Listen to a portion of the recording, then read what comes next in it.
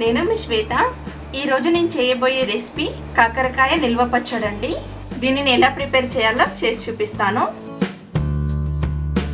ముందుగా కడాయి పెట్టుకొని oil heat చేసుకోవాలి. కాకరకాయ ముక్కలు 1/2 kg తీసుకున్నాను. వీటిని ఇలా చక్కెరలా తరిగితే పచ్చడి చూడటానికి బాగుంటుంది. సో అందుకని నేను 1/2 చక్కెరలా తరిగాను. మీరు సాల్ట్ వేసి కాకరకాయలని కడిగినట్టయితే 2 times కడగాలి. ఇలా కడిగి వార్చుకొని తుడుచుకోవాలి. కడాయి పెట్టుకొని ఆయిల్ హీట్ చేసుకొని కాకరకాయ ముక్కల్ని బ్రౌన్ కలర్ వచ్చేంత వరకు వేయించుకోవాలి. కొన్నిగా ముక్కలు వేయించుకోవాలి.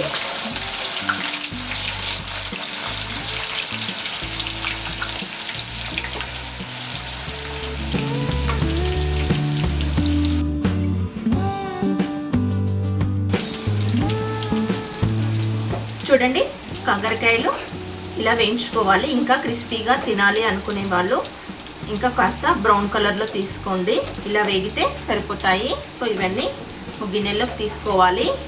చూసారు కదా, కాకరకాయ ముక్కల్ని వేయించి పక్కన పెట్టుకున్నాక కడాయి పెట్టుకొని అందులో జీలకర్ర మెంతులు 1/2 స్పూన్ జీలకర్ర, 1/2 స్పూన్ మెంతులు వేయించుకోవాలి. మరీ ఎక్కువగా వేయించుకోకూడదండి. జస్ట్ లైట్గా రోస్ట్ చేసుకోవాలి. నేను 1/2 kg కాకరకాయలు తీసుకున్నాను కాబట్టి ఇంత తక్కువ క్వాంటిటీ వేస్తున్నా. మీరు కనుక ఎక్కువ చేసుకున్నట్టయితే దీనికి డబల్ వేసుకోండి. మెంతులు ఎక్కువగా వేసుకున్నట్టయితే పచ్చడి మొత్తం చేదుగా అవుతుంది కాబట్టి 1/2 స్పూన్ అది 1/2 స్పూన్ ఇది వేసుకోవాలి. సో ఇలా లైట్గా వేయించుకున్నాక గ్యాస్ ఆఫ్ చేసుకొని దీనిని ఒక బౌల్లోకి తీసుకొని 2 వెల్లుల్లి తీసుకోవాలి. 2 వెల్లుల్లిని ఇందులో 1/2 మాత్రమే వెల్లుల్లి ముద్ద చేసుకోవాలి. ఇంకా మిగిలిన వెల్లుల్లి పచ్చివి వేసుకోవాలి. వెల్లుల్లి కొలత ఏం లేదండి, మీకు ఎంత నచ్చితే అంత వేసుకోవచ్చు.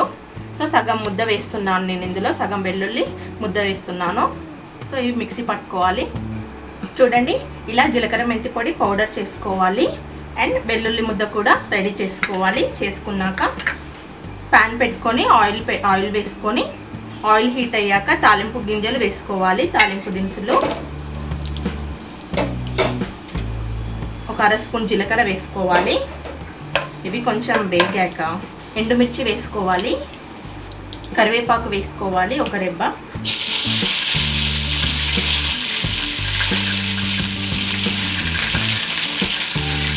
కరివేపాకు కాస్త వేగాక గ్యాస్ ఆఫ్ చేసుకోవాలి. దీన్ని మొత్తం చల్లారనివ్వాలి. తాలింపు పెట్టిన ఆయిల్ మొత్తం పూర్తిగా చల్లారాక ఇందులో జీలకర్ర మెంతి పొడి వేసుకోవాలి.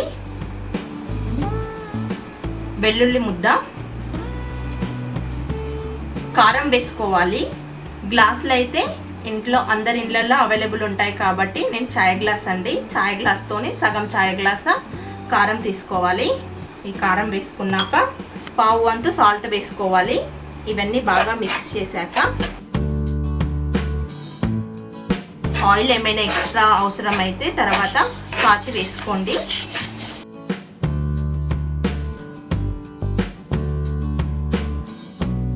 ఇలా అంతా కలుపుకున్నాక వేయించి పెట్టుకున్న కాకరకాయ ముక్కలు వేసుకోవాలి.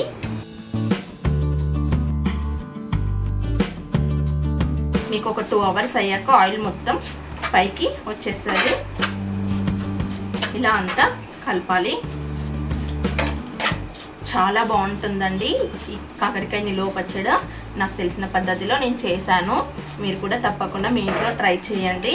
అండ్ షుగర్ పేషెంట్స్కి కాకరకాయ చాలా బాగా యూజ్ అవుతుంది. సో షుగర్ని బ్యాలెన్స్ చేస్తుంది కాకరకాయ తినడం వల్ల. కాకరకాయ జ్యూస్ అండ్ కర్రీస్ ఎక్కువగా ఇష్టపడరు కాబట్టి ఇలా చట్నీ చేసుకొని ఒక 1 week తినండి. ఒక 1/2 kg చట్నీ కనుక మీరు చేసుకున్నట్టయితే 1 week తినొచ్చు డైలీ. షుగర్ బ్యాలెన్స్ అవుతుంది. అండ్ కాకరకాయ కూడా హెల్త్కి చాలా మంచిది. మన శరీరంలో ఏమైనా వేస్ట్ కొలెస్ట్రాల్ ఉన్నా అండ్ అది మొత్తం క్లీన్ అవుతుంది. ఇందులో చివరగా 2 వెల్లుల్లిని వేసుకోవాలి. పేస్ట్ పట్టాం కదా, నేను కొన్ని పచ్చివి వేస్తున్నాను. మీకు ఎన్ని కావాలంటే అన్ని వెల్లుల్లి వేసుకోండి. వెల్లుల్లి కూడా హెల్త్కి చాలా మంచిది. హార్ట్ పేషెంట్స్ వెల్లుల్లి తినడం వల్ల రెగ్యులర్గా హార్ట్ ప్రాబ్లమ్స్ రాకుండా ఉంటాయి. వచ్చిన వాళ్ళు తిన్నట్టయితే హార్ట్ ప్రాబ్లం బ్యాలెన్స్ అవుతుంది. సో అది ఎక్కువ అవ్వకుండా ఉంటుంది హార్ట్ ప్రాబ్లం అనేది. ఇందులో చివరగా 1/2 చెక్క నిమ్మరసం వేసుకోవాలి.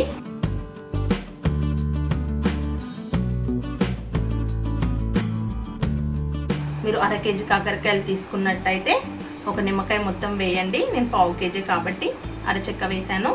ఒకసారి మొత్తం ఇలా కలిపేసుకొని గ్లాస్ కంటైనర్లో స్టోర్ చేసుకోండి. ప్లాస్టిక్ దాంట్లో అయినా గ్లాస్ దాంట్లో అయినా స్టోర్ చేసుకోండి. స్టీల్ దాంట్లో నిలువ పచ్చళ్ళు ఎప్పుడు స్టోర్ చేయొద్దు. సో బ్లాక్ అయిపోతుంది చట్నీ అంతా. అండ్ నేను తాలింపు కూడా ఆయిల్ మొత్తం చల్లారాక వేసాను, ఎందుకంటే వేడి మీద వేసినట్టయితే కారం మొత్తం మాడిపోయింది కాబట్టి పూర్తిగా తాలింపు చల్లారాక ఇవి స్పైసెస్ అన్నీ యాడ్ చేసుకోవాలి. సో చాలా బాగుండిద్ది. ఇలా మీరు కూడా తప్పకుండా మీ ఇంట్లో ట్రై చేయండి. చాలా చాలా టేస్ట్గా ఉండిద్ది కాకరకాయ నిల్వ పచ్చడి. కాకరకాయ తినలేని వాళ్ళు ఇలా తిన్నట్టయితే చాలా బాగా ఇష్టపడతారు. మీరు ఫస్ట్ టైం కనుక చేసినట్టయితే కాకరకాయ నిల్వ పచ్చడి. సో తప్పకుండా ఇలా ట్రై చేయండి. అండ్ కాకరకాయ తినని వాళ్ళు కూడా కాకరకాయ ఈజీగా ఇలా చట్నీ రూపంలో తింటారు. చూసారు కదా, 2 hours అయ్యాక ఇలా ఆయిల్ మొత్తం పైనకు వస్తుందండి. సో మీకు ఏమైనా ఎక్స్ట్రా ఆయిల్ కనుక అవసరం అయితే వేసుకోండి, లేకపోతే లేదు. సో 1 day అయితే ఇంకా ఆయిల్ మొత్తం ఊరి పైనకు వస్తుంది.